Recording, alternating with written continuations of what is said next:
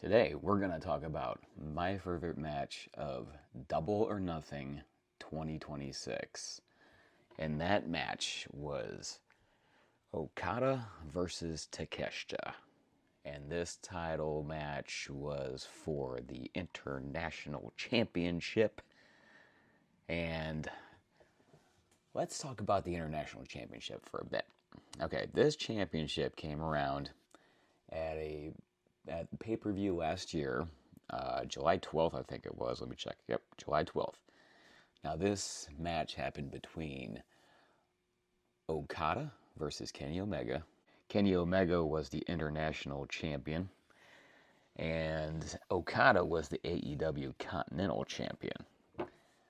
Great match. That was a really good match in and itself. The problem I have with him winning this title, Okada winning this title, the International Championship, he never fucking defended the thing. I mean, there was they got this whole rivalry with Takeshita and Okada was so built up. It took so long to finally culminate and end their rivalry here at Double or Nothing that it was funny because this is when championships get really stale and what the fuck is even the point of this thing, because Okada never defended this belt. There was two defenses before this match coming up with Takeshita, just to be it kind of seemed like it was oh yeah, maybe we should have him defend that fucking thing.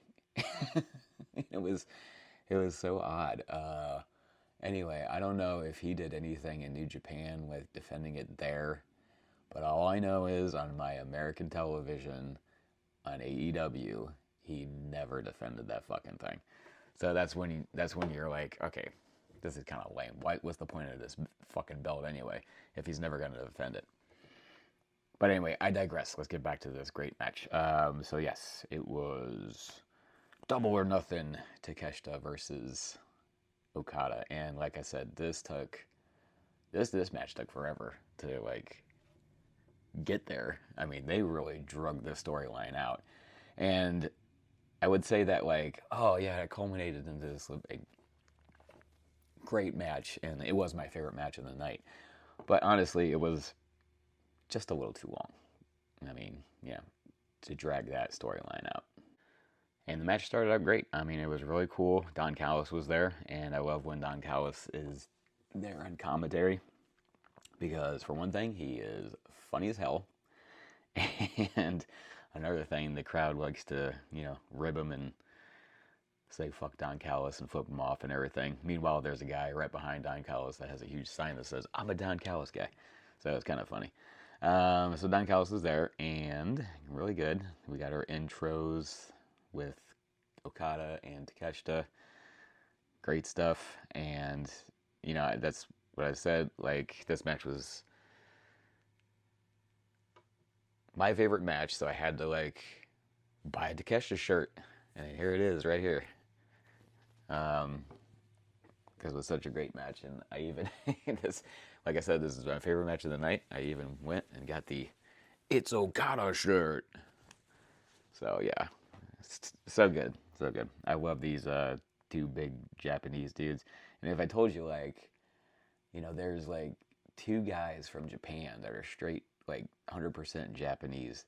Well, actually, if I told you this, there's a guy from Japan who's ripped and 6'4", 245 pounds. You would say, holy shit, that's breaking stereotypes, right? But what if I told you there's two of them? That's fucking crazy. And yeah, like I said, Don Callis was there, and like I said before, I love when Don Callis is there. He's really funny. The things he says is really good with the commentary, and I don't know how many other people appreciate it as much as I do, but it's very appreciated because it's very funny.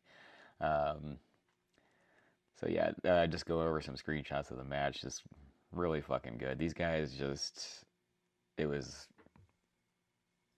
just watching a choreographed, fight scene. I mean, they work together so very well.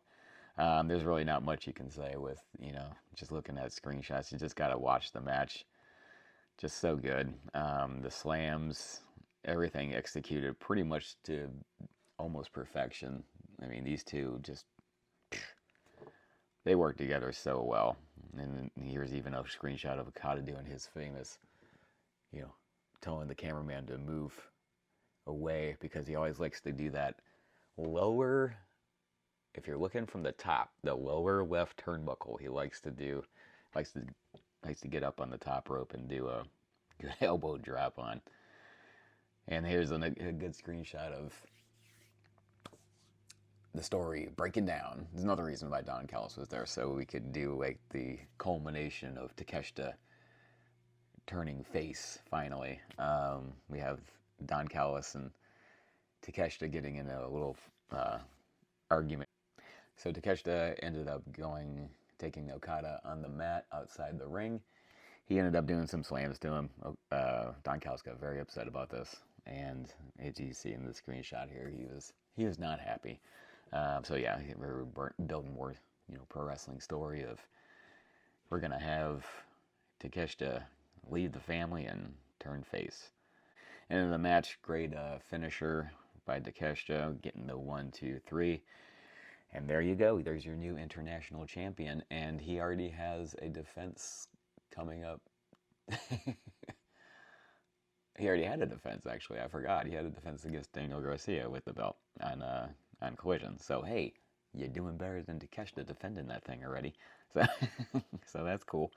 So there, yeah, this is where we get the end of Takeshita in the Don Callis family, because, shit gets talked with the Don Callis family after the match. We have Mark Davis in there with them.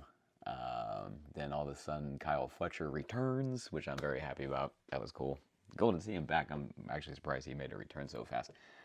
So yes, Kyle Fletcher looks like, this is what they do. That's Pro Wrestling 101. Kyle Fletcher looks like he's gonna, he does what he does. He chases the way to Don Callis family and says, hey man, lay off my boy.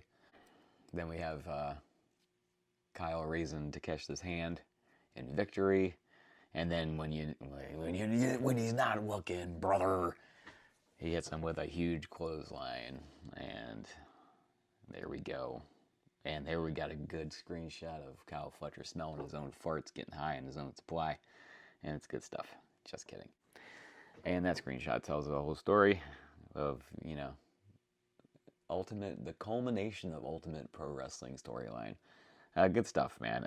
Like I said, this took way too long. I mean, you could have done this like months ago, but seeing that this pay-per-view, Double or Nothing, was so good.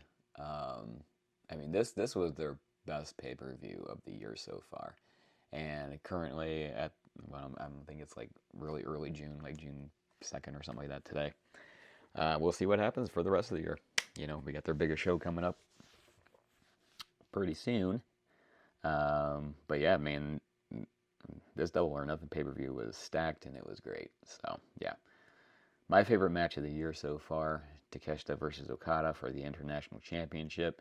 It did not disappoint me one bit.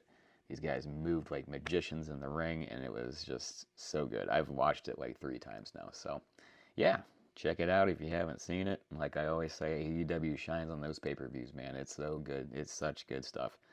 All right, take care. See ya.